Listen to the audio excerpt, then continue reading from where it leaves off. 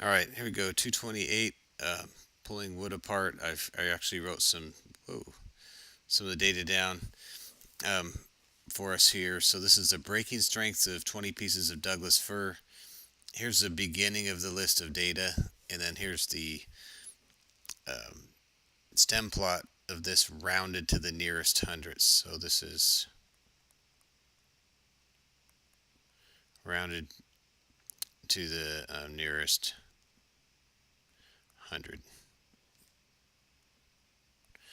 Okay, so 33,190 would be 33,200, for example. And that would show up as 332 over here. That would be this guy over here. 332 over down here. So that's where this how this data jives with each other. Um, anyway, so that's what we've got here. And the question says this: A, give a 5-number summary of the distribution um, of this. Well, you're given 20 pieces of data, and if you have to find the 5-number summary, then what you would do is you would put the data in order, the 20 pieces of data, and then you're going to find the 5-number summary, of course, is the minimum, Q1, the median, Q3, and the max.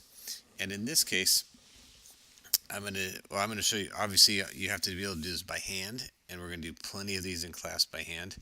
And you also have to do it on your calculator. And on your calculator, you would do this one.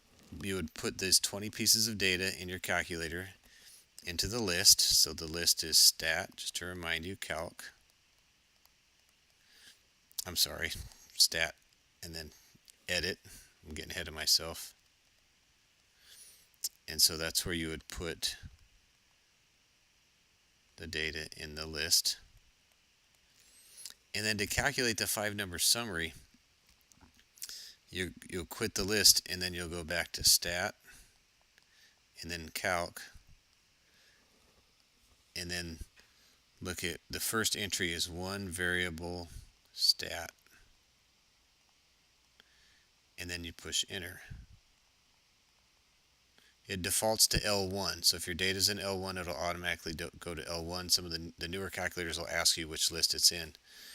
And then when you scroll down, it will go ahead and tell you what minimum is, Q1. Oops, let me go tell you. I'll write down what it is here so you can check it with me, assuming I didn't make any data mistakes. Entry mistakes, 23040. Q1 would be 30315. The median 31975. Q3 was 32710, and the max is 33650. And again, we'll do plenty of these in class, as well as by hand on the calculator, as well as by hand. Okay, part B says the stem plot shows the distribution is skewed to the left. So here's let me draw it in a different color here.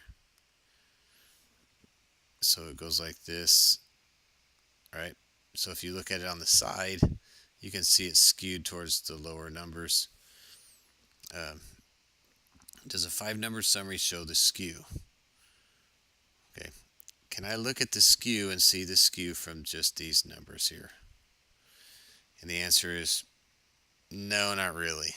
I mean, I might have an idea because I can see that this is stretched out. This is further away, from the median. From the median than this number, but I don't really know that it's a skew without looking at a picture. This might just be an outlier or something. So I really have to look at a graph up here to see what this shape looks like. All right, there you go.